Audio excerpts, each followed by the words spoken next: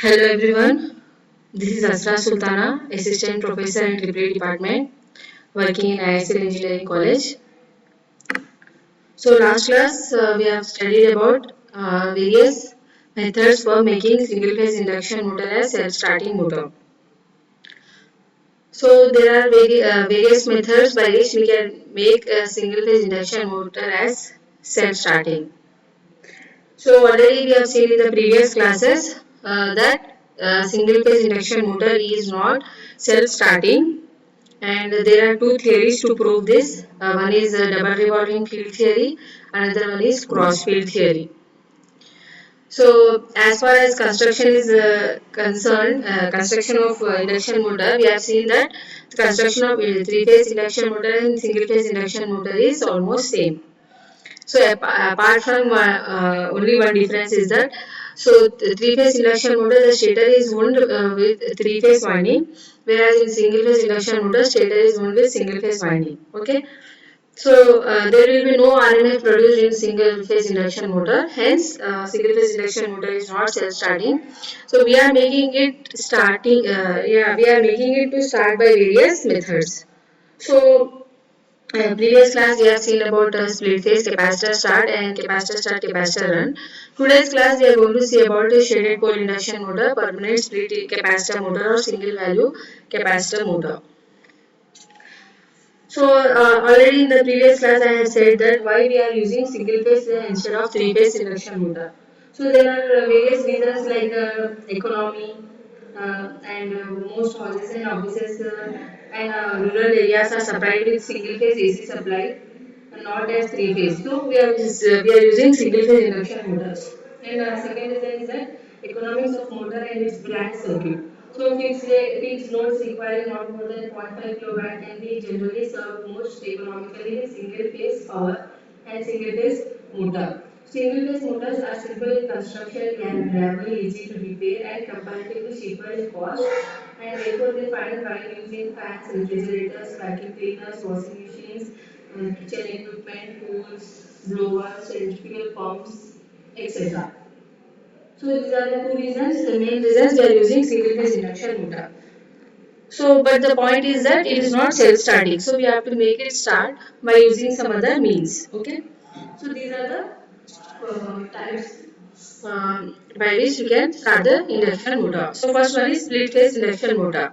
So as you have seen in the diagram, there are two windings. One is start winding and other one is main winding.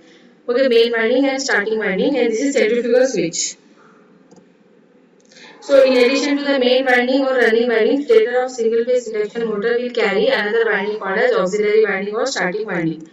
So in addition to the main winding, okay, and in addition to the main winding or running winding, of the single phase induction motor will carry another winding which is called as auxiliary winding or starting winding.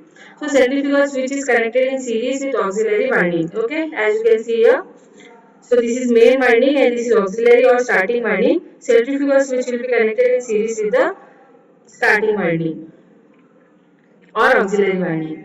So the purpose of this switch is to disconnect the auxiliary winding from the main circuit, then the motor will attain a speed up to 75 to 80% of the synchronous speed. So I hope this is clear to everyone. Okay. So what we are doing in split phase induction motor. So apart from this main winding, there will be a connecting a starting winding or auxiliary winding, and in series with this starting or auxiliary winding, we are connecting a centrifugal switch. Okay. And the purpose of this switch is to disconnect the auxiliary winding from the main circuit whenever the motor is attaining a speed up to 75 to 80% of the synchronous speed. So we know that the running winding is inductive in nature. So whatever main winding or running winding is there, main or running winding, this is inductive in nature. Okay. So our aim is to create a phase difference between the two winding, and this is possible if the starting winding will carry high resistance. So what we are doing here, as our running winding is inductive in nature and we have to create a phase difference between the two windings, that is running winding and the auxiliary winding. So what we are doing, we are making the starting winding as a resistive, or we are making it as to carry high resistance. So let us say that I1 is the current flowing through the main winding or running winding, and I start is the current flowing in starting winding or auxiliary winding. Okay. So current flowing through the running winding is iron, current flowing through the starting winding is I start, and VT is the supply voltage. Okay, all these terms I have shown it in the diagram. So VT is the applied voltage, I start is the current flowing in starting winding, IN is the current flowing in running winding. Okay, and VT is the supply voltage. So in split phase induction motor, starting and main current will get splitted from each other by some angle. So this motor got its name as split phase induction motor. Okay. So what is happening in split phase? Why we are calling this motor as split phase? Because the starting and the main current will get splitted from each other by some angle. Okay. So starting current and the main current, they are getting splitted by some angle. So this motor got its name as a split phase induction motor.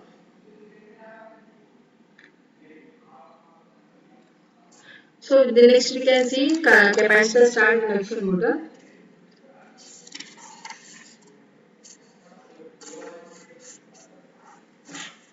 So in capacitor start induction motor, as I said earlier, so this is very important. All these types are important. You may get in long questions.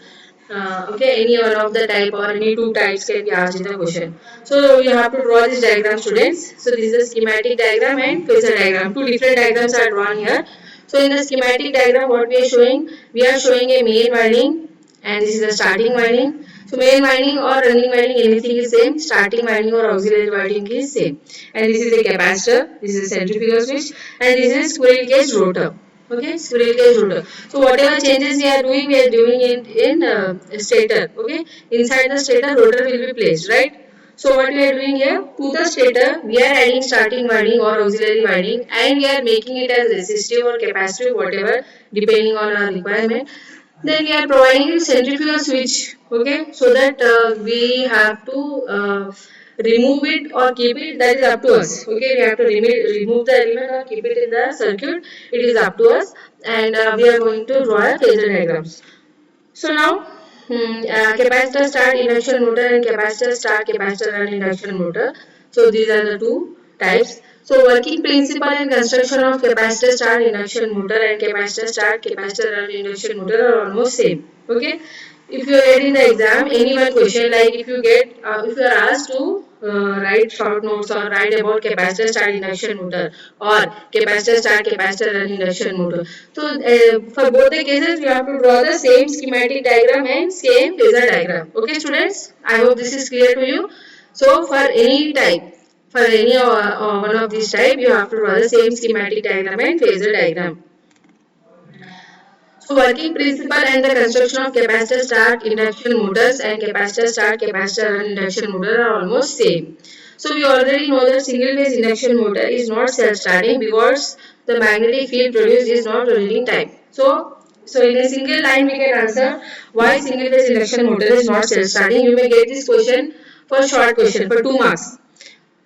So it can be asked to you why single phase induction motor is not self-starting. What should be your answer? Your answer should be that single phase induction motor is not self-starting because the magnetic field which is produced is not rotating type. Okay. So in order to produce rotating magnetic field, there must be some phase difference. So already in three phase induction motors we have seen. So when we were seeing for different angles for theta equal to 0, 30, 60, 90, whatever it is. So for different theta angles we have seen that how rotating magnetic field is giving us a constant magnitude and it is continuously rotating in 10 with certain speed. So out of three phases, phi r, phi y and phi b, we have observed that any two phases, any one of the phases is 0. Okay, we are not considering one phase, and because when we are taking angles as 0, so phi is equal to phi m sin omega t, phi is equal to phi m sin omega t minus 120, phi is equal to phi m, phi r, phi y, phi b is equal to phi m sin omega t minus 240. So phi r, phi y, phi b, all three phases are displaced from each other by an angle of 120 degrees. We have seen this already in first three phase induction motor. So there what we have seen when we are substituting the values of theta 0, 60, 120, 180. So any one phase is becoming 0 as an r, y, b, and only result we are taking vector addition of two phases only. Okay. So now we are doing the same thing here, and we are making here single phase induction motor to produce rotating magnetic field and making it as a two phase induction motor. so that we can make it as a to start in the starting. Okay, to start. Okay, now in order to produce rotating magnetic field, there must be some phase difference. Okay. In case of split phase induction motor, we use resistances for creating phase difference, but here we use capacitor for this purpose. So in split phase induction motor, we are using resistance. Okay, already I said earlier. So in split phase motor, we are using resistance now, but here in case of capacitor start and capacitor and induction motor, we are using capacitor. From the name itself, we can understand we are using a capacitor here. So in capacitor start inductor motor and capacitor start capacitor run induction motor, we are using two windings. One is the main winding, another one will be the starting winding. So with starting winding, we connect a capacitor so that the current flowing in the capacitor, that is IST, will lead the applied voltage by some angle phi st. So IST is leading the applied voltage by angle phi st. So here you can see in the phasor diagram. So IST is the angle between IST and V is phi st. IST is leading voltage by an angle phi st. Okay, and IM is my this one main winding current which is lagging voltage by an angle phi m, and vector addition of IM and IST is your total current I, and the angle between voltage and this current IM is phi m, and the angle between the IST and IM is alpha. So I hope this is clear to everyone. What we are doing in capacitor start induction motor, we are keeping a starting winding, and in series with the starting winding we are giving a capacitor and a centrifugal switch in series with it. And what we are doing here, so main winding is inductive in nature and starting winding is resistive here, and capacitor winding is it is capacitive in nature. Capacitive in nature means what? Current will lead the voltage by some angle. Okay, so current, because we are taking V as a reference here, so voltage is reference, current is leading V by an angle phi st. Okay, and IM is lagging V because it is inductive in nature. Main winding is inductive in nature, so main winding current is lagging voltage by an angle phi m. Now vector addition of IM and IST is total current I, and the angle between IST and IM is alpha. So I hope this is clear to everyone. So this is about capacitor start induction motor. So when I talk about capacitor start capacitor run induction motor, so what we are doing? So after attaining 80 to 90% of the rated speed, switch will be open in case of capacitor start. Only in the starting we are using the capacitor for capacitor start induction motor. Whereas if for capacitor start capacitor run, we are using capacitor in running condition also. That is centrifugal switch will be closed only. It will not open. Then it is for capacitor start capacitor run induction motor. So for both these methods, we have to draw the same schematic diagram and same phasor diagram. So I hope this is clear to everyone.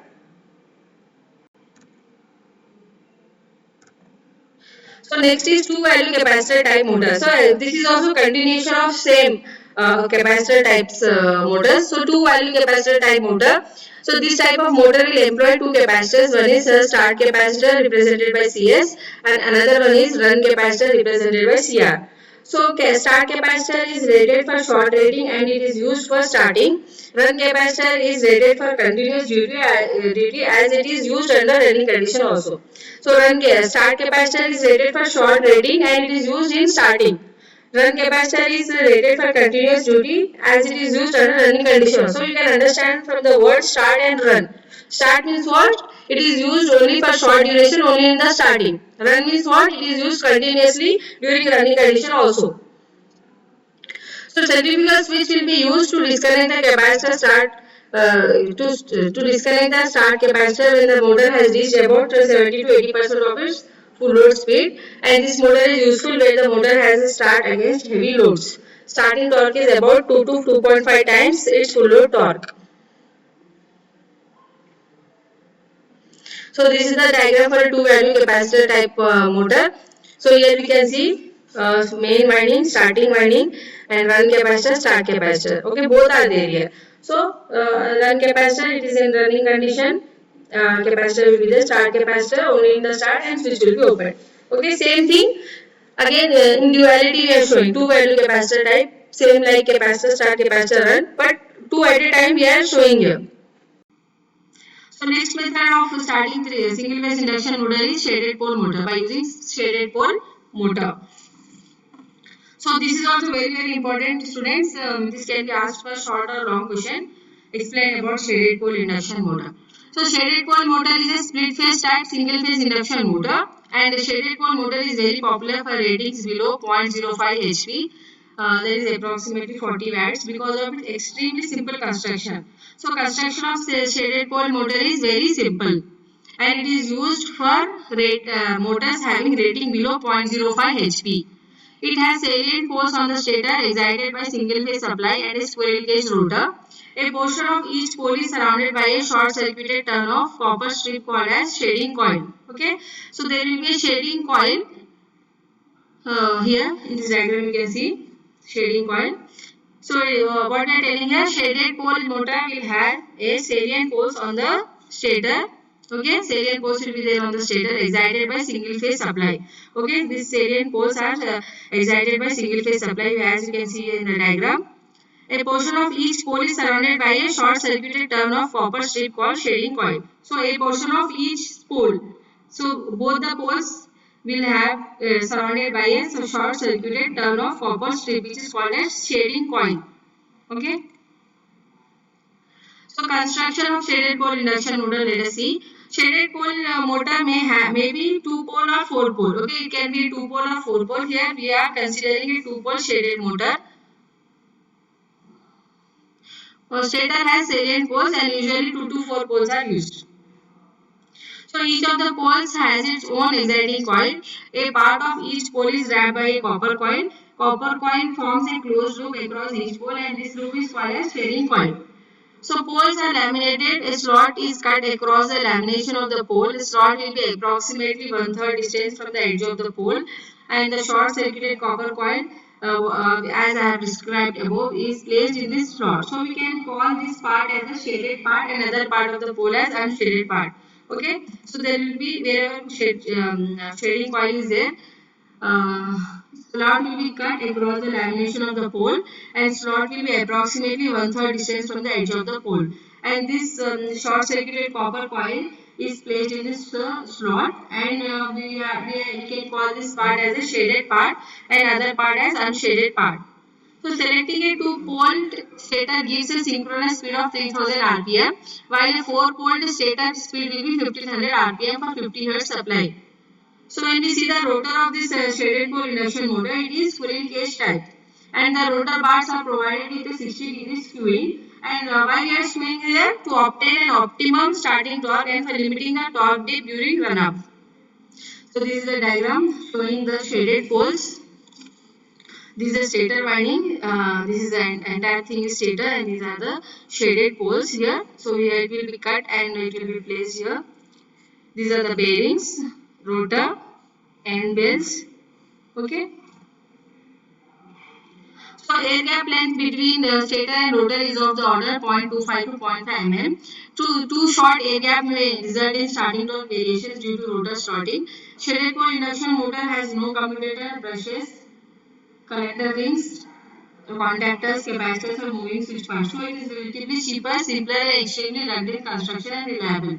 So what we are telling that here, shaded pole induction motor is not having any commutator, brushes, collector rings, contactors, capacitors, or any moving parts. So it is relatively cheaper, simpler, and extremely rugged in construction and reliable. Absence of centrifugal switch will eliminate the possibility of motor failure due to faulty centrifugal switch mechanisms. Now let us see the working of shaded pole induction motor. Operation of the motor can be understood by referring to figure which is showing one pole of the motor with a shading coil. Figure 1. So considering a cycle of alternating current applied to the stator winding, we will explain the working of shaded pole motor. So these are the diagrams. From which we can say that during portion of OA, during the portion OA of cycle, during the portion of AB of cycle, during the portion BC of cycle, so how it is working. So during portion OA, so during the portion OA of the alternating current cycle, flux will begin to increase and EMF will be induced in the shading coil. So resulting current will in the shading coil will be in such a direction according to Lenz's law, so as to oppose the change in flux. So flux in the shaded portion of the pole will be weakened while that in the unshaded portion will be strengthened. Okay, as shown in figure 2. So during the portion AB, during the portion AB of the alternating current cycle, flux has reached almost maximum value and it is not changing. So consequently, the flux distribution across the pole will be uniform since no current is flowing in the shading coil. So during the portion BC, as the flux decreases, portion BC of the alternating current cycle, current will be induced in the shading coil so as to oppose the decreasing current, and the flux in the shaded portion of the pole will be strengthened while that in the unshaded portion is weakened as shown in figure 4. So these are the 4 figures showing the strengthening and weakening of the fluxes.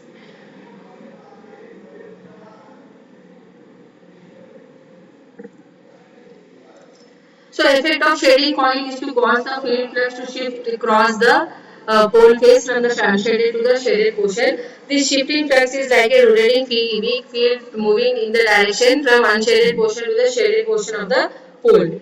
So rotor is of squirrel cage type and it is under the influence of this moving field. A small starting torque will be developed. As soon as this torque starts to revolve the rotor, additional torque is produced by single phase induction motor action.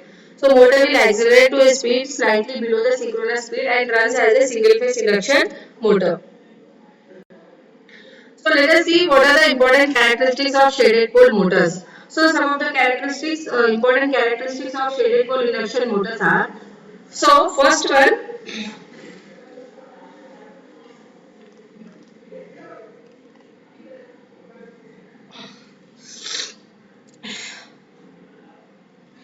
so let us see the important characteristics of shaded pole induction motor. First one, salient features of this motor are extremely simple construction and absence of a centrifugal switch.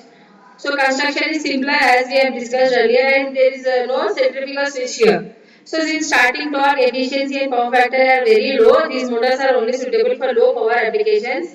Example to drive small fans, toys, hair dryers, desk fans, etc. Because the starting torque is very low and efficiency and power factor are very low. These motors are used in low power applications like to drive small fans, to drive toys, to drive hair dryers and desk fans, etc. Thank you everyone for watching the video. I hope this clear to everyone. So in the next class, I will be continuing with the equivalent circuit of induction motor.